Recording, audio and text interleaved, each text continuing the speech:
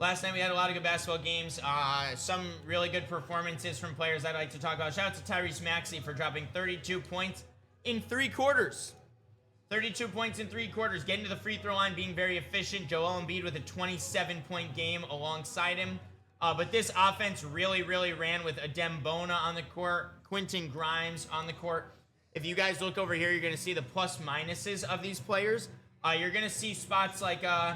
or names like Dominic Barlow, plus 22, Maxey and Edgecombe, plus 20 each, Adem Bona, plus 27, Quentin Grimes, plus 26. Although the game, I thought it was really interesting the way the Sixers ran their game plan yesterday, because when they had their backup guys in, specifically like Quentin Grimes, Trenton Watford, Dominic Barlow running a lot of the show. Funny enough, Dominic Barlow barely recording any stats, but a plus minus of plus 22, showing the impact on defense and overall, game impact.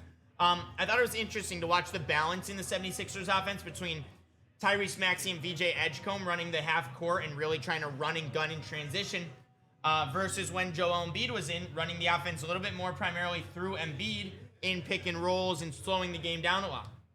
Both of them, they found a lot of success in, and really it's giving me more and more confidence as we get later into the second half of the season in this Philadelphia 76ers team, specifically when I look through the Eastern Conference standings here. If they get to see a New York Knicks in the first round, that is the matchup that if I'm Philly, I want that Knicks matchup, man. I really do, because I think Maxey could very much outperform Brunson, and I think Embiid could very much outperform Cat. And if the role players do their jobs all around, I think Philly would love that matchup in the first round. So that's kind of what I'm looking at right now, is depending on that first round matchup for the Sixers, the way that they've been running their offense as of recent through, Tyrese Maxey being that fast ball handler, scoring guy. Can we watch Celtics highlights? Oh, trust me, I wish I could watch game highlights right now, but that was a great game by Philly, and something. Also, shout out to Micah Potter, probably a name a lot of you guys don't know. Micah Potter, playing for the Pacers, had, I think it was like one of the most efficient games. He had 9 of 11 from the field last night for Micah Potter, 3 of 5 from 3. Really solid game overall. Was very impressed. Yeah, exact Indiana legend. Asal knows his ball. We got into a little bit of talking about Jonathan Kuminga's first game in Atlanta.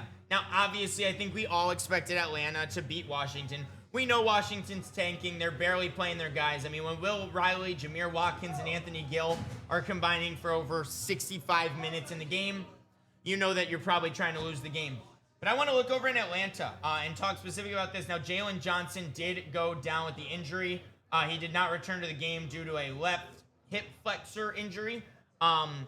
Which low-key was kind of perfect for Kuminga's first game there. We know Kuminga thrives when other guys are injured.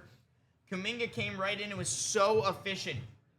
I thought the connection between him and Dyson Daniels was really good, specifically running in transition. Dyson running the floor after getting a quick defensive stop, finding Kuminga on the transition. Fantastic. Another really interesting thing I want to talk about, Jonathan Kuminga's corner three-point shooting. 3 of 4 from 3 for Jonathan Kuminga. A couple of those, by the way, were contested corner threes where the guy just wasn't really putting his hand all the way up. Was really impressed with what I saw to Jonathan Kuminga in his first game as a member of the Atlanta Hawks. Now, mind you, is the efficiency of 9 of 12 and 3 for 4 from 3 going to be there every single night? No, we know that. But really solid overall play, and it really makes me excited for the future of that starting lineup between Jalen Johnson and Jonathan Kuminga. I do think that that's going to be their starting forward tandem for years to come. I really would love to put Zachary Rissache in that conversation, but Rissache has been probably the worst number 1 overall pick since Anthony Bennett. Now, mind you, he's only 20 years old. He's got a lot of room to grow, but he was drafted as a prospect. We knew he was not going to be NBA ready when he came in, and unfortunately, when you trade for a guy like Jonathan Kuminga who plays the same position and has as much of an impact as he has on the first game with the team, it worries me about the future of Zachary Rissache in Atlanta, but I'd love to see Atlanta capitalize on his trade value sooner rather than later, specifically in maybe this upcoming offseason, and go get another building block piece around Zachary Rissache. But I'd love to see a team like, I know that there were rumors of when Anthony Davis was in trade conversations, Rissache to Dallas. I would love that fit to put him next to Cooper Flagg. I'd love to see him in other spots to grow his game. But as for Atlanta, you're feeling pretty good about that Porzingis for Kuminga trade because Kuminga is only, 23 years old, kind of far away still from turning 24. He's still a young guy. We've seen what he can do in the Warriors. He's a prolific scorer with the ball in his hands. He's a good shot creator in the low post mid-range area. It's really just, can he create winning basketball? And I really think Atlanta is going to be a spot with Jalen Johnson, Dyson Daniels, Onyeka Okongwu running almost a triple-double for Double O. I'm very interested to see how Kuminga's fit, in the long term is, but great opening game for Kuminga. As a Warriors fan, I had to talk about that because I watched all of his highlights. And he was all over the court, from running in transition to working in the half court, moving around. I was impressed with Jonathan Kuminga's debut. Battle of two tanking teams. The Dallas Mavericks took down the Brooklyn Nets in Brooklyn. Shout out to Klay Thompson, but more importantly, Marvin Bagley for the Dallas Mavericks, having 22 points, leading the Dallas Mavericks in scoring off the bench, 10 of 13 from the field.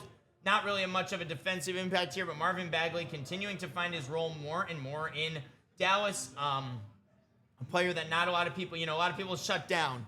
And now here he is giving a team meaningful minutes. Good for Marvin Bagley. In my game of the night, Thunder took down the Toronto Raptors 116-107. I was literally just talking yesterday about how Casey Wallace is going to be one of those players that is going to get paid in a couple of years. And just like that, he comes out against one of the best perimeter defensive teams in the NBA, between Colin Murray-Boyle, Scotty Barnes, Jamal Shed, Jacoby Walter. And that man dropped 27 points, 8 rebounds, 7 assists, 1 steal. I mean, he was all over the place. Running the show in OKC. Chet really struggled overall. I thought Chet had a really bad matchup in this one. Scotty Barnes and CMB just absolutely shut down a guy like Chet. And that's always what I've said about Chet is he's got really good matchups, and he also has really bad matchups. And those all-around perimeter guys that can switch 1 through 5, those are the guys that Chet really struggles against, unless his perimeter shot is falling. And he didn't really get his perimeter shot off at all in this one. But the Oklahoma City Thunder took down a 9-point win over the playoff-bound Toronto Raptors. Would have liked to see a little bit more out of Emmanuel Quickley in this game.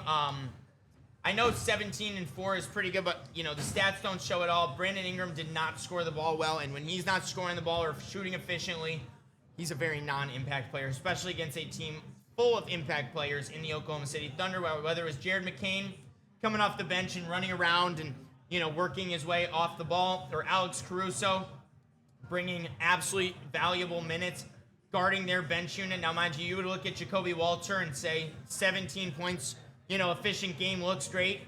The Oklahoma City Thunder's game plan this game was make sure Scotty doesn't beat us, make sure their starting lineup doesn't. When their bench comes in, let's let them shoot, let them beat us, but we're going to control the pacing of this game, specifically in the second and third quarter. That's exactly what the Thunder did. They dominate those middle quarters and won this game 116-107. Look away, Sixers fans, though, because there's many instances in this game where Jared McCain and Isaiah Joe had a couple good plays back and forth. Both of them could have been impact players on the Sixers bench and are now being impact players in OKC. Next up, Cleveland beat the Knicks. This was probably the most anticipated game of the night, but right from the first quarter, you could kind of tell Cleveland had New York's number. The interior defense for New York is bad. No other way to put it. The interior defense for New York is bad. I know Mitchell Robinson came in, gives them okay minutes in the 16 rebounds, looks great on the stat line. 2 blocks, looks good. 8 offensive rebounds, it looks great on the stats. Knicks fans love it. But you cannot be relying on Mitchell Robinson to be the number 1 center in winning you games. When you got guys like Donovan Mitchell and James Harden who are such good game managers, right? They're so good at controlling the pace of the game. James Harden has really unleashed Jarrett Allen. You can see a plus 11 from Jarrett Allen. You can see a plus 22 from Dean Wade in his minutes. His ability to crash the glass, 8 rebounds, be an impact defender, 3 steals, 2 blocks on the game. James Harden with 20 points. He only needed 4 assists, but that's because they had Dennis Schroeder come off the bench, handle the ball a little bit. Jalen Tyson handles the ball a little bit in the perimeter. Really dominating game for Cleveland over the Knicks. I did say I think Cleveland's the better team. They held the Knicks to just 11 points, guys, in that third quarter. OG Anunoby, I said if their wing players are not going to shoot the ball well, the Knicks are not going to win this game. And Mikal Bridges, 6 of 17. Josh Hart, 4 of 11. OG Anunoby, 2 of 9. Landry Shamet came in 1 of 5. They did not impact this game, and that's why Cleveland took home a convincing 15-point win at home.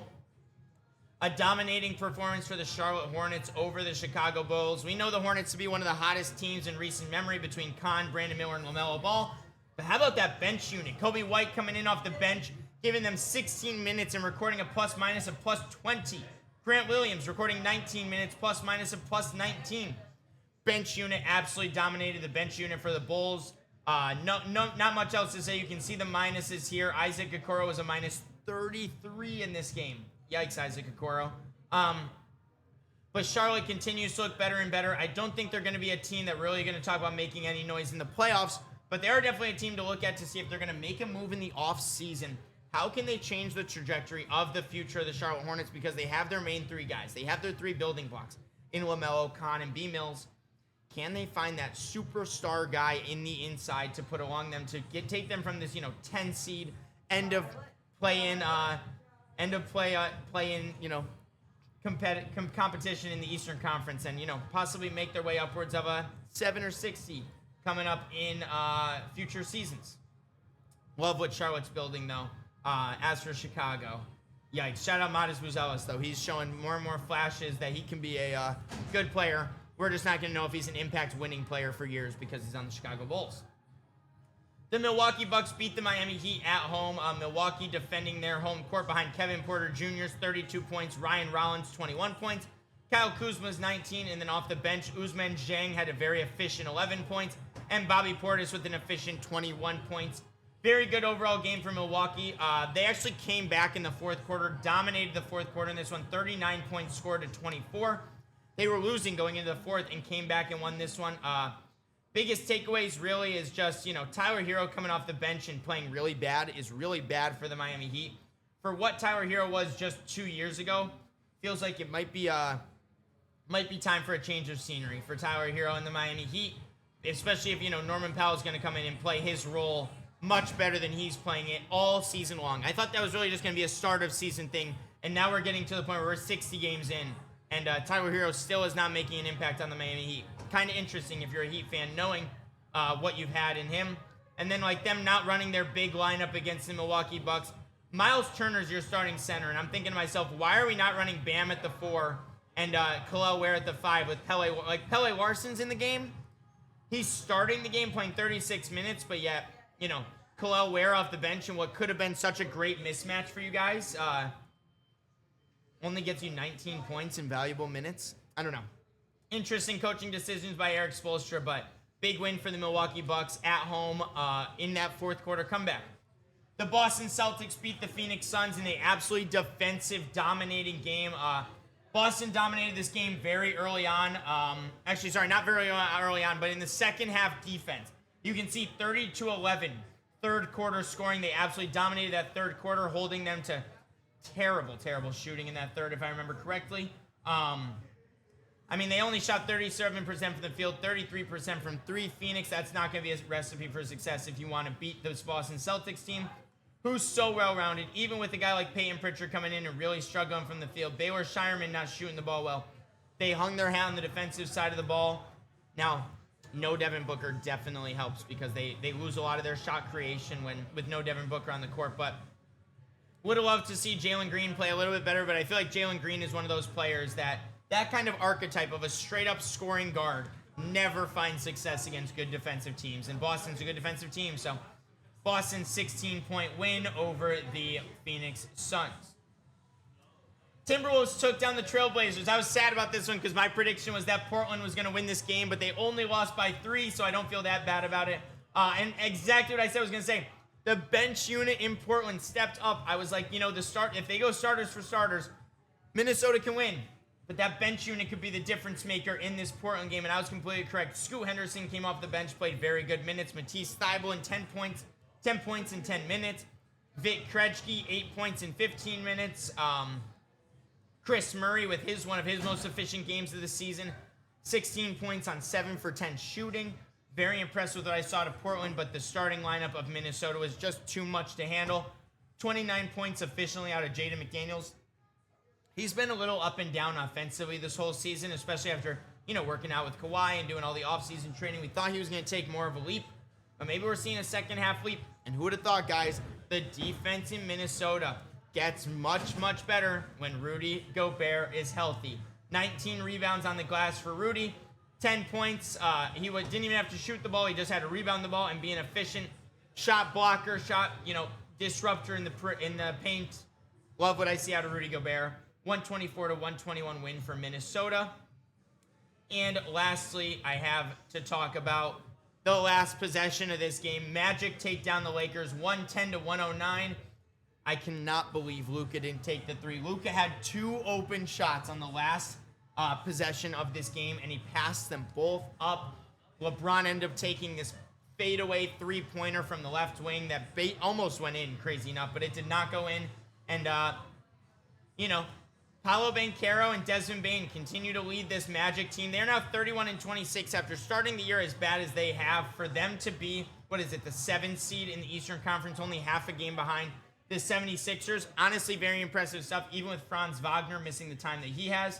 Now, a good win for the Magic, going into the Lakers and winning, but we know the Lakers' defensive liabilities between Marcus Smart not really being an impact player as much anymore.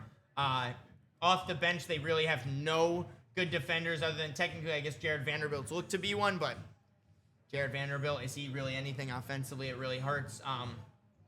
But I look at a game like this and I think, this is a game you expect the Lakers to win, right? The Orlando Magic shoot 24% from 3, 74% from the free throw line, and yet the Lakers can't capitalize. Lakers can't capitalize on that just because they get, out-rebounded and out-blocked, I guess it is. Very interesting stuff. I was shocked to see Luka pass up that game-winning three because LeBron, it sounded like, then Luka said he came out and told him to. I don't know. It's a weird situation over there in LA. I think LA really does have a ceiling with this current roster right now. I don't think they might be able to beat one playoff series. Don't see them getting all the way to the Western Conference Finals unless Luka Magic goes absolutely incredible. A-Sal coming in asking how many games do I watch a night? For example, last night I'll tell you which games I watched strictly highlights of versus actually turned on during the game. The first couple games, I watched the highlights of Tyrese Maxey and Joel Embiid to make sure I knew how the Sixers were doing their offense. I watched the highlights of Jonathan Kuminga for the Atlanta Hawks, but I'm not sitting down and watching a whole Wizards game.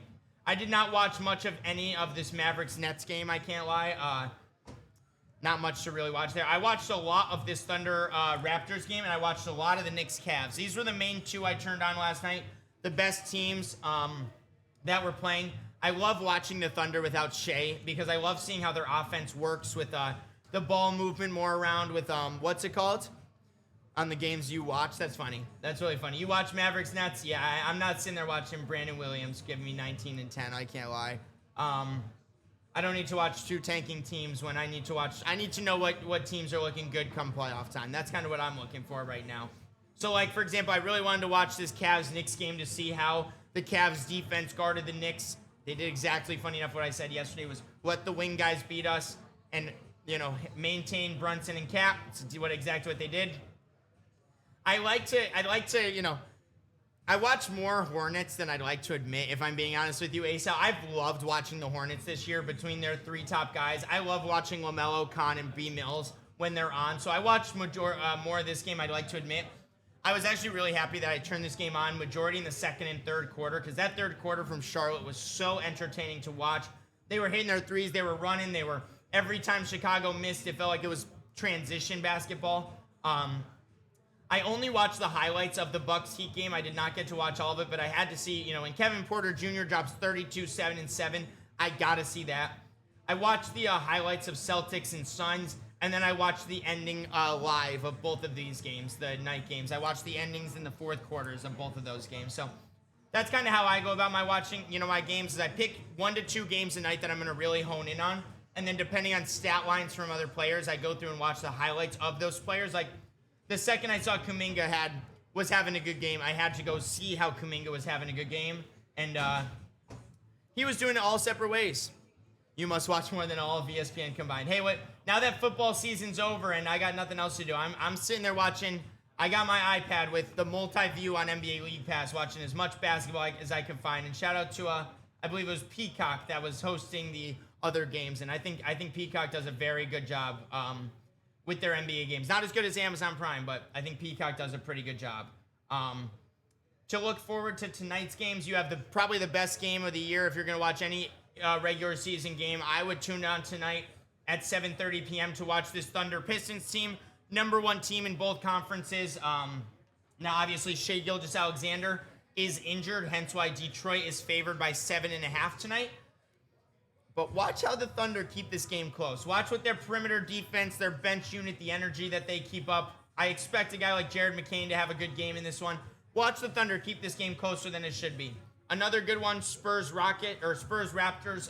I expect the Spurs to win this game, but I'm interested to watch a duel of kind of game plans, right? You have the Wembanyama team, which is Wemby guards the paint, everyone else guards the perimeter, good defense. Whereas you have the Raptors that are 5-man switches, other than basically Emmanuel quickly getting onto a center. Much more ball movement, much less half court, much more running in transition versus the Spurs that love to do that but are also good in the half court. Very interested to see how the Raptors game plan is going into tonight's game. And then two more games that I'll definitely be tuning into at night. Cavaliers, Bucks. I really think that the Bucks could take better advantage of the Cavs' perimeter defensive liabilities than most people think, especially at home. That's when I'm looking for the Bucks to keep this one into a good game. And then Celtics, Nuggets. I mean, with how hot the Celtics have been as of recent and how bad kind of the Nuggets defense has been as of recent, I'm very interested to see if Jokic versus Jaylen Brown, who has the overall better fourth quarter game tonight. And then Warriors, Grizzlies. I don't want to talk about my Warriors right now. Until Steph Curry's back on the court, I'm not talking about Golden State Warriors. And then Kings, Rockets. There's a reason the Rockets are favored by 13.5. It's because the Kings are tanking. And that's my NBA discussion for today.